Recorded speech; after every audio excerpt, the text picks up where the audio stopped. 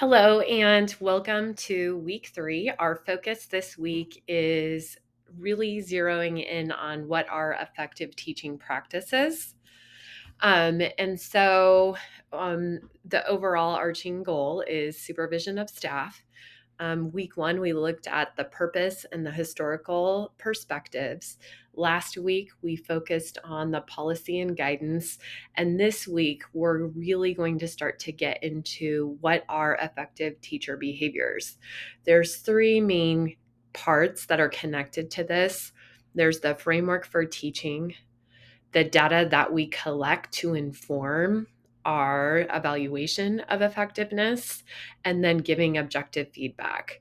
This week, we are just going to focus on frameworks for teaching and having a shared understanding of what is effective teaching. So then we can start to get into how do we collect data to help us make informed, accurate decisions, and then really get into how do we provide that feedback.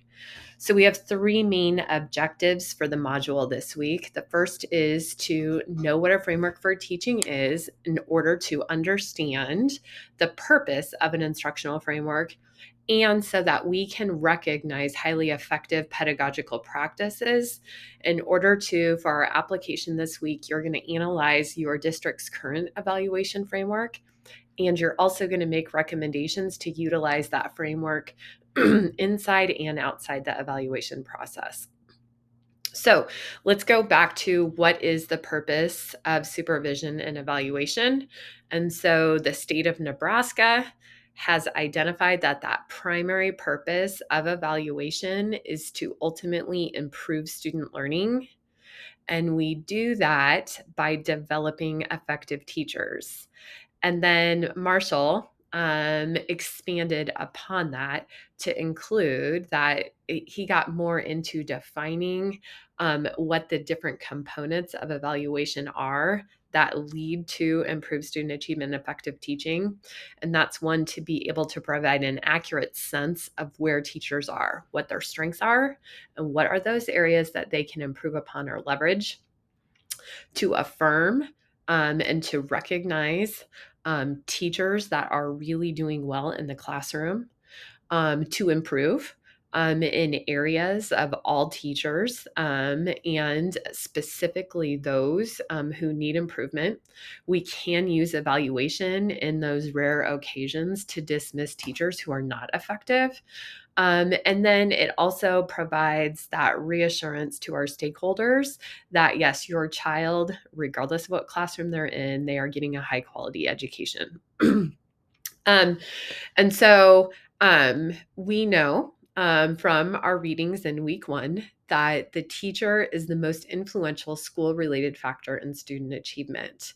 And theoretically, evaluation can lead to teacher performance improvement, and can contribute to our collective continuous school improvement only when done effectively and accurately. And unfortunately, in a lot of cases, it's not done effective and accurately. And so our objective for this course is to ensure that all of you leave with the knowledge and the skills to truly use evaluation as a tool to leverage teacher continuous growth. So Marzano McNulty did a metacognitive study that looked at student achievement and the role that teacher effectiveness and school effectiveness has on students. And as you can see here, that if a student has an average or an ineffective teacher, regardless of what is happening outside of that classroom, the student is either going to not gain anything in learning, or they're actually going to see regression in their learning. But if a student has an effective teacher, regardless of what the school is like, the student is going to see growth. So if you can pair a highly effective teacher within a highly effective school, your students are going to experience a lot of growth in their achievement. And so then we read in the Mirage that Despite billions of dollars and lots of time invested into teacher development or improvement, the researchers were unable to link growth to any particular developmental strategy, with the exception of evaluation. And so that one factor that consistently showed a relationship between teacher growth across all measures was when the individual teacher and the evaluator had alignment. So the teacher's perception of what was happening in the classroom and the evaluator's perception were the same. And so this is the reason why our focus today or this week is going to be so concentrated and focused on having a shared understanding of what is highly effective instruction. And an instructional framework can define that for teachers and evaluators. So, yes, it is important that the evaluator can distinguish between highly effective and low impact instructional strategies, but it's also important that our teaching staff does as well. And that's why we want to think about this instructional framework, not just within the context of the evaluation system, but also outside. Um, I'm going to go back to the Wallace report that highlighted what really great principals do, and they found that there's 3 foundational skills of highly effective principals, and they measured effective principals based on the student learning and achievement in that building, and they focus on instruction, people, and managing systems. And all 3 of those are important parts of evaluation. You have to understand instruction and have the skills around that. Another really important part of evaluation is also understanding people and being able to develop relationships that allow you to give effective feedback. And then finally, you have to set up systems to support evaluation. And so we will address the people part and the managing of systems parts. But this week, I really want to focus your attention specifically on instruction and those instructionally focused interactions that principals have with teachers around highly effective teaching practices. So, when we dig deeper into those instructional practices, there's 3 specific skills that are tied to this. And the one that we're going to focus on the most is that effective principals are able to distinguish high from low quality pedagogical practices. So, not only do they know what the effective practices are, but they can be in the classroom and they're able to make that distinction between the two. And this can be challenging. When I think back to my first experiences as an evaluator, and that's why I asked you this question, I had not spent a lot of time in classrooms outside of my own.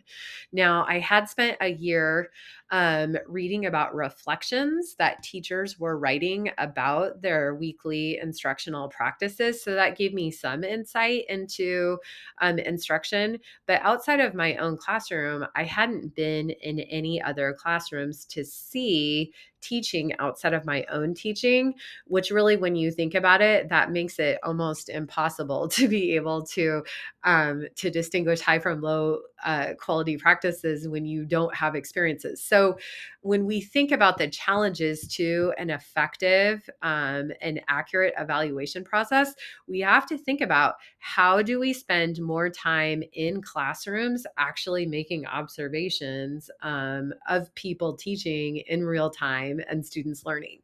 So that's the first thing. And that's what we're really going to focus on today, is just understanding what that is. The other 2 are that once they're able to assess where a teacher is at, they have the skills to provide that effective structured feedback with the goal of motivating. So we're going to get into that in a couple of weeks. And then finally, ensure that the teachers are participating in that professional learning that connects to what's happening in the classroom. I want to also frame this week's module within 2 of the other foundational pieces that we started the course with. So I'm going to start with the mirage. And so again, the mirage is where we learned that there isn't consensus on what is effective teacher development. But what was clear and what they did recommend is that districts have to develop a vividly clear vision of instructional excellence that can be observed and measured. This is through classroom observations and student assessment results.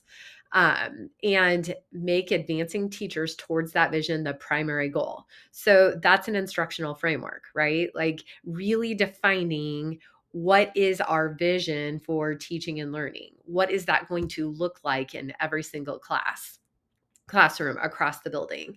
And then furthermore, that vision is instilled in formal parts like the formal observation system. And so that's why we have frameworks for instruction at the core of that. The other thing we're going to touch on, and I want you to reflect on, is just as important are those informal ways. So the conversations that staff are having, what people are talking about when they're collaborating with each other. And then in the Met Made Simple, there was two clear recommendations that directly connect to this topic of an instructional framework. So the first recommendation is to use or modify an existing observation rubric instead of trying to reinvent the wheel. And so um, there are two main instructional frameworks that exist. There's the Danielson model, and then there's the Marzano model. In District 145, we started the process of identifying an instructional model in 2020, 2021. And this was something that we had talked about. Are we going to adopt Marzano, Danielson, those Nebraska standards for teachers' performance, or do we want to create our own? And we really looked at the time and energy that it would take to develop our own tool when there's some that already exist. We wanted to focus on that implementation of the framework rather than the development of the framework itself. And then finally, another recommendation that came out of that is give evaluators the training and ongoing support that they need to be successful.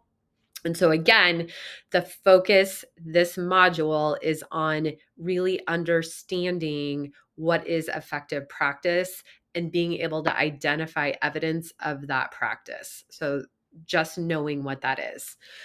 Um, I have referenced that I led the development of an instructional framework for our district, and our purpose was we wanted to create a district-wide shared vision for what excellence teaching is, and we wanted to use that tool to facilitate teacher growth. We wanted teachers to know these are the standards that we're trying to hit. These are the things that we want to see across classrooms.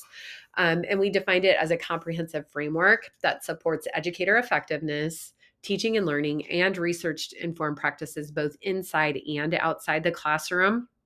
And we found a lot of benefit in instructional frameworks because it provides this common language that principals and teachers can use when they're talking about instruction. And so teachers can use this when they're collaborating with other teachers because now we can use this common set of standards that we can work towards when we want to develop our practice, and principals and teachers can use that when they're engaged in instruction. Nebraska, again, they developed the teacher and principal performance standards in 2011. And Nebraska, in that guidance and in that framework, it says the same thing. Nebraska wanted a common language and set of skills for all teachers in the state. SEED, supporting educator effectiveness through development, has revised those standards, and you reviewed those last week. I have uploaded and included the rubric within that. And so that's a common language, it's a common set of skills. It serves as a foundation for professional learning, and it also includes skills and standards for family and community engagement.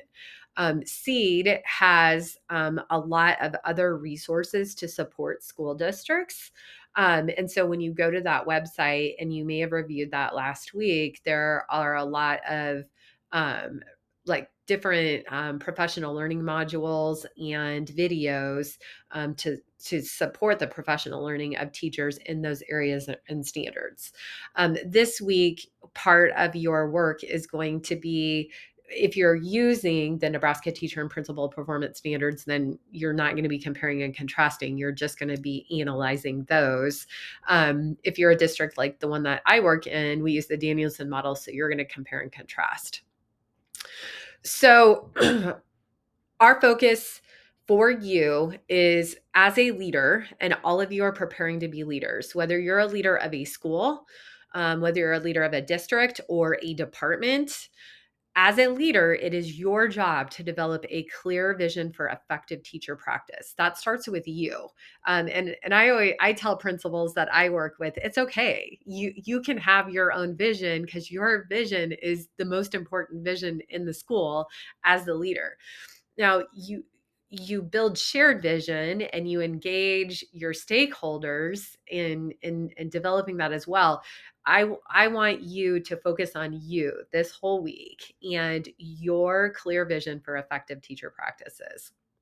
And so the first thing that you are going to do is you're going to start with your own framework for instruction, or instructional framework in your district. And this is Module 3, Application Part 1. So you're going to start with that Nebraska Teacher, Principal, and Performance Standards. And then I have dropped all of the Marzano and Danielson rubrics and overviews. If you have your own district documents, you can use I really encourage you to use your documents, because then you're developing this vision in real time. And for those of you who are specialists or have specialized roles, I've tried to find some frameworks that are specific to you. So if you're leading like a specialized program, use that rubric. So this is really important for specialists as well. And so you're going to compare and contrast your district's framework for teaching with the Nebraska Teacher Performance Standards. And you're going to look at purpose and scope, components and elements, the alignment with student learning, implementation in classrooms, adaptability and flexibility, and overall impact.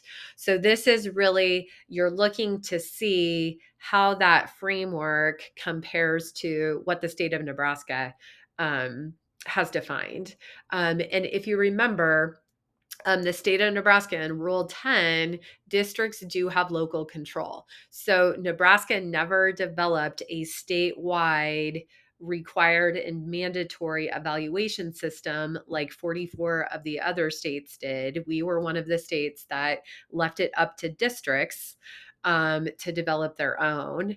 And so that's the first part of your analysis. Then I want you to get deeper into the framework. Now, I would love it if you did all of your domains, but for this assignment, you're only going to have to do one domain. Again, I highly recommend doing all of them. This will help you later down the road as well. And this is also an exercise that I do with our principals in District 145. And so what I have them do, and we do this every year because it's really good practice. And again, we need to, that's a recommendation out of that MET report, which is to give ongoing support. Like we are always developing our understanding of what's highly effective instruction.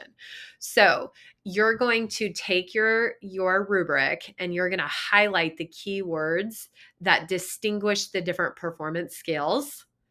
And then the second thing you're going to do is to write expected key evidence for teachers and for students for each of the components. So this is what it's going to look like. Here's an example of how I did that work for domain 2, which is the classroom environment in the Danielson model. So as you can see, I have all the components listed in the left-hand column. And then I went through and I identified those keywords indicating the performance level. And then I went to the right-hand column and I wrote down evidence of specific teacher and student actions, practices, behaviors, and outcomes. So our focus we are not talking about at this point in time collecting evidence, but what we're doing is we're starting to get our minds thinking about, when I go into classrooms, what am I systematically going to be looking at for each of these components? It's helpful as well, and I'm going to talk about this in a little bit, that evidence connects to the core practices that your building has identified for each of those components and is professionally supporting teachers in developing those practices as well. So you're going to do this. The requirement for the assignment is one domain. I do think it's really beneficial to do it, and as we do get into observations, this could be a helpful tool for you. And then I want to give a plug in for spending time in classrooms. So as I talked to you and I asked you that question, how many classrooms have you been in outside of your own? And I was an evaluator who I'd had this fortunate opportunity at the university. So I was in a couple more classrooms, but if I would have moved from the classroom to assistant principal where I was evaluator, I think it's really likely that a lot of administrators that are hired that supervise people may have never been in another classroom. And so I recommend finding ways to spend time in classrooms for yourself as a leader. When I became an assistant principal, I worked at Goodrich Middle School, and we had two consultants. We had Janie Pollock, who did classroom instruction that works, and Marty Hewitt, who was a BIST facilitator. And I went and did classroom visits with them, and I definitely can attest to that really developed my understanding of instruction, because I would observe with them and we would use a framework to then reflect on what we saw in those classrooms. And so that was really critical. Well, then I spent 13 years as an evaluator. And so I've been in a lot of classrooms observing. The other thing I want to talk about spending time in classrooms, I'm a huge supporter of instructional rounds. And we facilitated instructional rounds at Dawes for 5 of the years that I was there. We also used video reflection for teachers. There was a lot of power in instructional rounds because teachers were able to see other teachers teaching. And that changed their relationships with them. They also were able to see students learning objectively. So they didn't have the responsibility of leading that classroom. So they really were able to see what students could and couldn't do. So I highly encourage you to spend time in classrooms and use the standards or the framework to inform what you're seeing in classrooms. Okay. And so then for module 3, the second part of the assignment, the application assignment, is instilling the vision. And so in the Mirage, they really advocate for this vision for instructional excellence. And I cannot underestimate how important that is, that you as a school have a collective vision for what effective instruction is. So the framework lives on paper. And you want that to move into every single classroom. And I lived in the evaluation tool as a principal. I mean, I was in it every single week doing informal observations, formal observations, and having conversations. When I stepped back and thought about it, the teachers I was evaluating, they were only in that rubric twice a year at the most, after their formal observations when they were reflecting on their own practice. And so I knew, in order for that vision for learning to live, we had to infuse that framework in all the different parts of what we did. It couldn't just live in evaluation, because if it was only in evaluation, teachers were only going to touch that framework a couple times a year. And so I want you to reflect on your district and school practices with your instructional framework and make 3 recommendations to start leveraging that framework outside the formal evaluation process. And I have 2 stories or examples to share with you. So, as I said, I was the principal at Dawes Middle School for 8 years, and at Dawes we had a real focus on classroom environment, and so we had a high number of office referrals and some out of class movements, and so we looked at that classroom environment, and that was our really big focus first quarter every single year. We really focused to make sure that every single classroom had strong classroom environment practices in place. And so there's 2 things I want to talk to you about that we did to take it from paper into the classrooms. So the first thing that we did was we used a target plan. And so that Danielson rubric is really clunky. I mean, it is valuable to get into, but what we wanted to do is we really wanted to, on one page, define what are the most important strategies from that framework, and we wanted to define what the teacher actions were and the student actions. So you can see on this slide that we defined what the classroom environment was, and we talked about what teachers would be doing and what students would be doing. I also, at the bottom of the page, I have 2 colleagues when I worked in Lincoln Public Schools who developed the classroom environment core practices, and I love this document. What it did was it clearly defined the 7 most important strategies connected to classroom environment. It gave the criteria for success and talked about why it was an effective strategy, and it connected it to the Danielson framework. We're going to come back to this document and how you can leverage this when you're giving feedback and you're working to support teachers. But both of these are examples of how we took the framework and we really defined what is our vision. And then the second thing I want to emphasize is how we used collaborative teams to provide accountability and support to individual classrooms in implementing these practices. So we had really strong grade level collaborative teams as a middle school, and each of the teams, like if you see the yellow cards, each team had to come up with their own way to recognize students on a weekly basis, and we used these yellow cards. We also use Diamondbacks as our school-wide reinforcer, and our teams would monitor the number of Diamondbacks each student received. And so part of their weekly team meeting was looking at which students have received positive recognition in a formal way. Um, we also, as teams, worked on setting up champs expectations.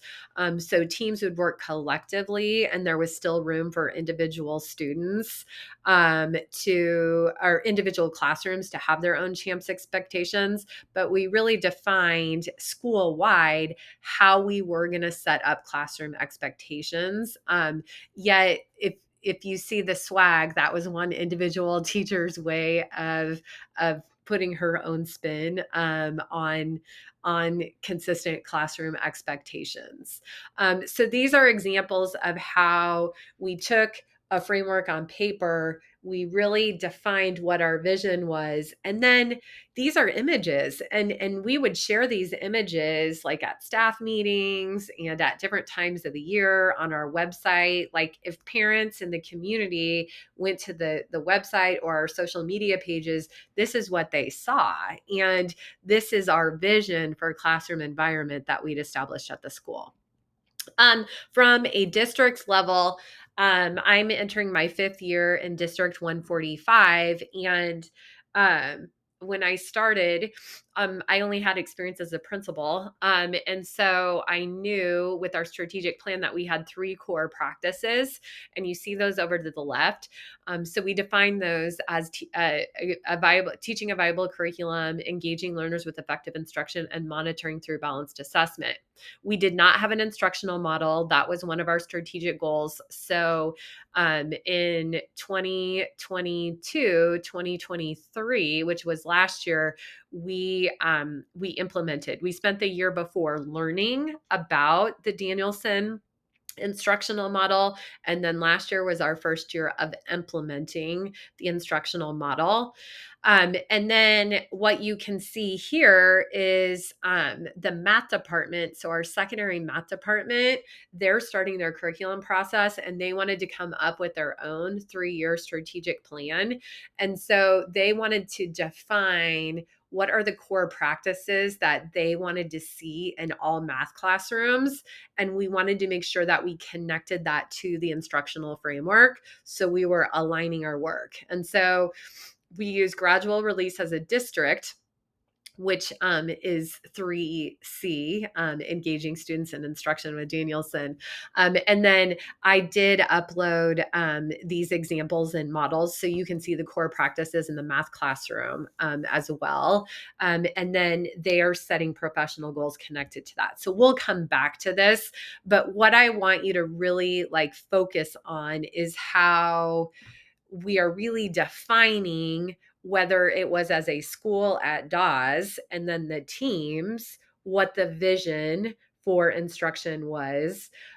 This is an example of how a whole entire secondary math department really went inside that framework, and they defined what their vision was for math instruction within that. So here is a summary of what your application assignment is for today. I've uploaded the Danielson materials, the Marzano materials. I also uploaded the Nebraska State rubric. If you have your own materials or rubrics, you can use those as well.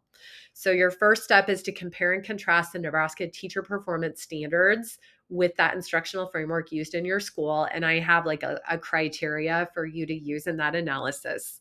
The second piece then is to get deeper into one of those domains, and you're really going to analyze one of them or all of them, highlight those keywords, identify the specific teacher and student outcomes that you want to see with it, and then finally make 3 recommendations for your team, for your school, for your department on how you can utilize that framework for instruction outside of the evaluation system, right? Because we don't want it to be an isolated thing. We want that alignment. And ultimately, we're instilling this vision for excellent teaching in our school. If you have any questions, don't hesitate to reach out. And I hope you have a great week.